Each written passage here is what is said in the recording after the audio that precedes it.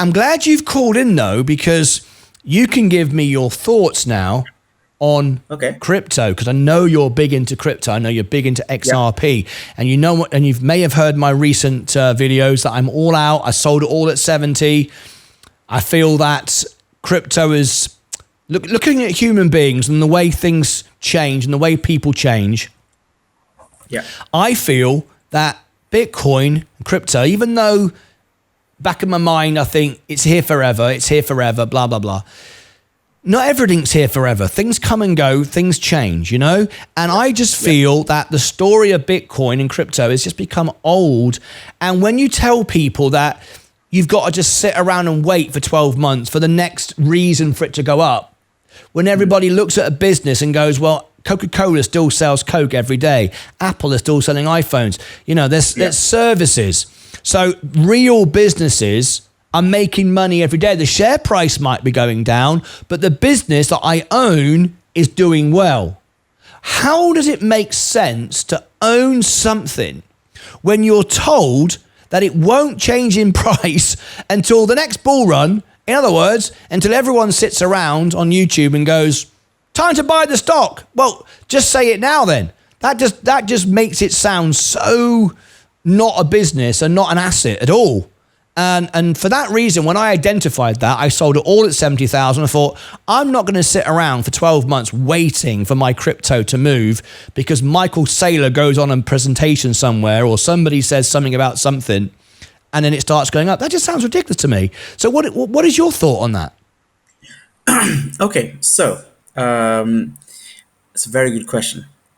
And I'm surprised, I wish Sensei was here as well, because he'd be much more informed than I am in speaking about this. But to start off, I would say Warren Buffett was actually against tech stocks until he took a plunge into Apple.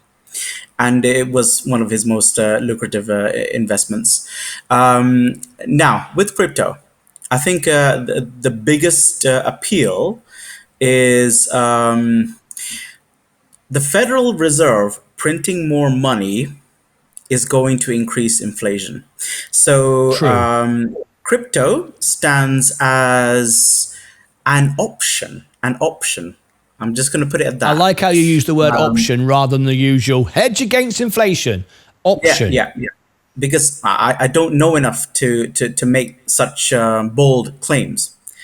Maybe Sensei might know better. And he may well advance to that claim, but at least I think for the common person, not even for the common person, because I don't think the common person really knows what. If I tell my cousin tomorrow, do you know about XRP? They'll be like, what? What's that? So.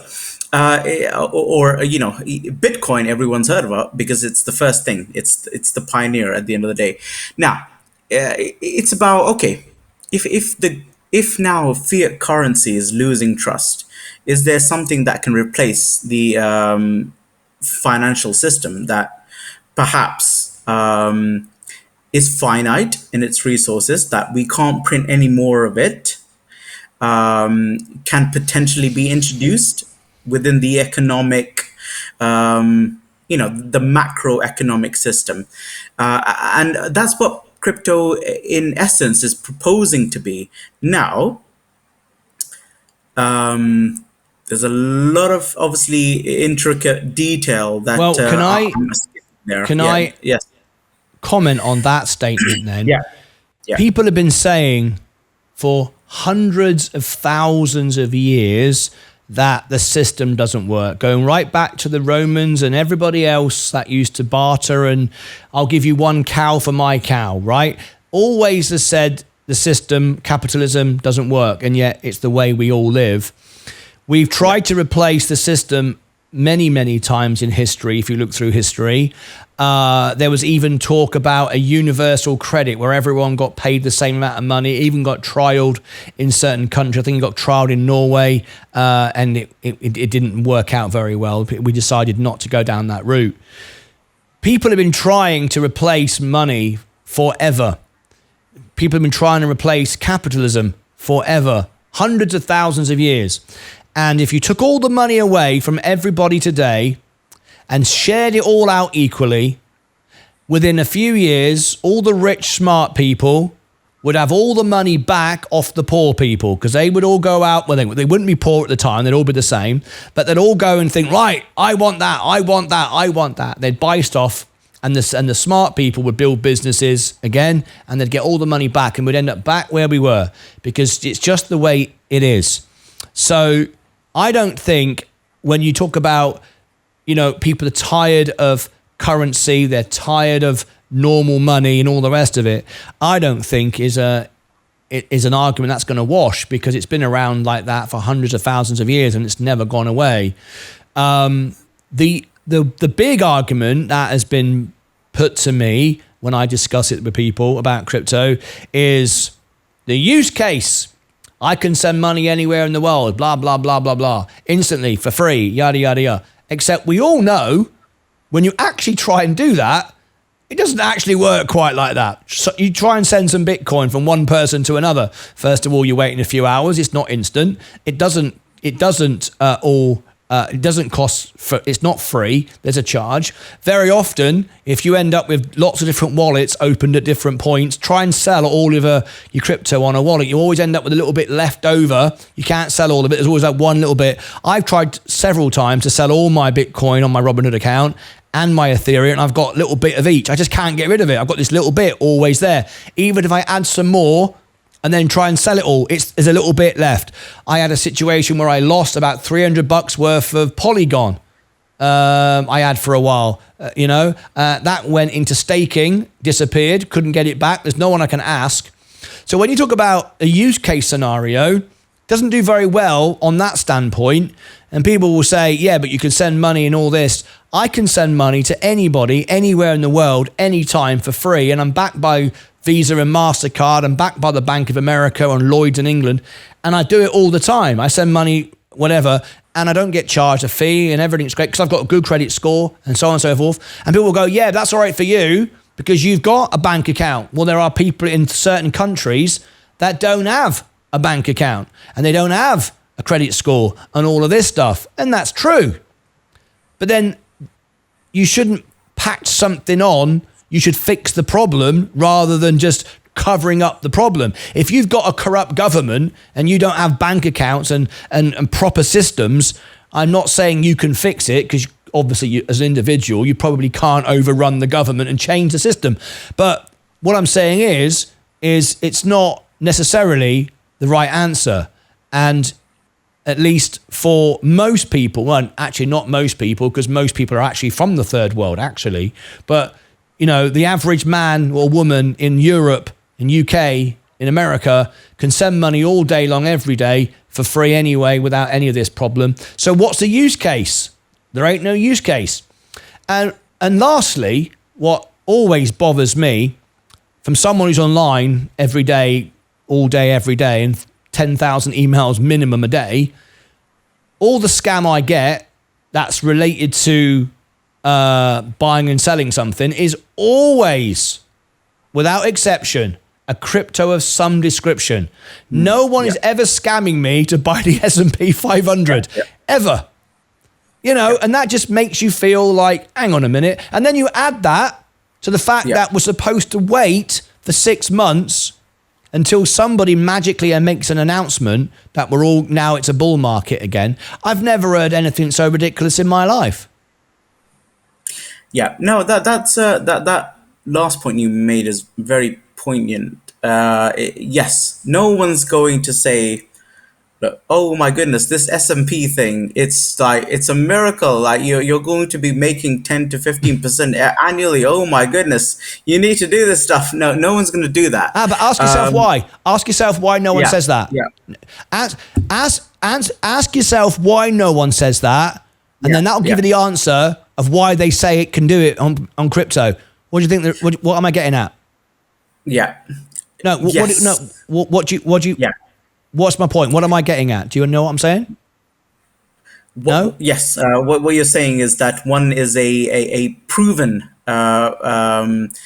successful and you can't scam me because I know how it works. There's evidence everywhere. Yeah. I can understand. Yeah. You can't tell me that S&P is going to go up 3,000% tomorrow. I know it's not. But you can say that about Bitcoin, and I go, well, it might.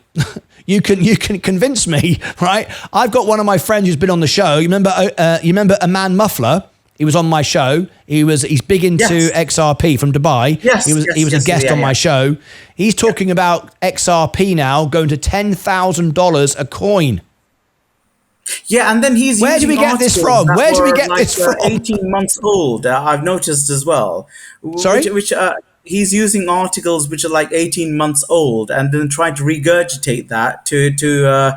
I don't like that. I don't agree with that. It's just made up. It's just nonsense. I don't understand Having said that, if he was to focus on what Ripple is actually doing as a company and how they're working with countries like Japan and South Korea and also various other countries around the world in terms of actually realizing this idea of using Ripple as a monetary transaction, then fine, he has a point. But then if he's going to use articles that, this analyst is predicting that XRP is going to go to 10,000 and it's like 18 months old, no. No, I don't like that. I don't like that. Whereas, you know what we should have, what would be interesting is if we had a debate with Sensei, because obviously you have not necessarily opposing views, but views that are quite different. Let's just put it that way. Yourself, Martyn, and Sensei, but you're both, obviously pivotal to this channel. Well, and the more I do this, and the more I learn, and the more people I speak to, the more problems I see with it. I've recently been given status of an analyst for Seeking Alpha. Seeking Alpha is one of the most respected global platforms in the world for researching stocks. I am an analyst for Seeking Alpha. How did I attain that status? Because I have a media that I broadcast and an opinion and whatever level of understanding that I have. No test, no formal check, no certificate, just I have a voice, I have a media, and I am now an analyst on Seeking Alpha. I can provide news to them and it'll be on their channel, and people pay a couple of $100 a year for a pro plan to hear me talk about whatever. The point I'm making is it doesn't take too much to be an analyst on a recognized platform and come out with any nonsense. Now we know today, because we're all watching the elections, people are making up stories on both sides of the fence, and it doesn't seem to be anymore who gives the actual knowledge, information, factual based. It's who shouts the loudest gets heard. And we live in a world like that now, so it's very easy for things like crypto to get shouted louder than anything else. And because it's a confusion, and because it's like unknown, and because it promises insane profits, it draws everybody in. I'd love it to be true. I just can't find a scrap of evidence to support it anymore. Well, despite the wild and I hate saying it because I know you got a lot of XRP. But then so did I. So did I a couple of weeks ago. I had loads of it as well. I just sold it. That's all. I mean, what I was going to say is, despite the huge fluctuations in the market, which I think you can expect in anything that's new, if you look at the price of Bitcoin, you can undeniably say that over the past decade, let's say, it's only gone up. Now, that doesn't mean anything, other than the fact that actually, there is trust that's being built. And in fact, let's just put it this way. Of course, both Kamala and Trump want to win voters. And so they're now both saying, oh, we trust in crypto or one of those didn't before, but now does, because now I get votes. But just but you just said, and you're right, since the beginning, inception, IPO if you like, and today it's gone up. Yeah. Has it gone up because it's built its business up, as it's built more factories, built more cars, built more iPhones, whatever, or has it gone up primarily for one reason and one reason alone, because other people were convinced to buy it. That is the answer. And that's why I that's invest the in problem. XRP. That's why I invest in XRP, because XRP is the example of one thing that hasn't gone up when all the others have gone up. I agree. And XRP has been the example of the SEC actually deliberately targeting this specific cryptocurrency and this specific organization, Ripple. And that's the only reason I decided to research more on XRP. And when Sensei told me that, at that point, I never invested in crypto. I asked that one question to Sensei at that point. If there's any crypto that I should invest in, Sensei said XRP. And he talked about the Ripple SEC case. And it's at that point I did my research, and I was thinking, there's something there. There's something there, and it's not only that there's something there. They're targeting Ripple for a reason. And when I learned more about the use case of Ripple, and it actually being much more efficient than Ethereum and Bitcoin, yet it's 50 cents per XRP compared to 50,000 for Bitcoin. Yet it does the thing better, apparently. Yes, but it's not about, is it? It's not about how much each coin is. It's about the overall capitalization. It doesn't matter. Yeah. If there was one Bitcoin and there was only one Bitcoin, even if you could imagine it to be a physical coin, and it was $1 trillion and there'd only one, it's exactly the same as there being $1 trillion at $1 each. It doesn't matter how much the coin is. It's the overall thing you're buying. What is the overall thing you're buying? And Mike just made a comment. Ripple is owned by the Rothschilds. I need some proof on that. Send an article on Discord. Come on, Mike. Right, Mr. MSK, you've taken us right up to 4 o'clock, which means it's time for the music to begin.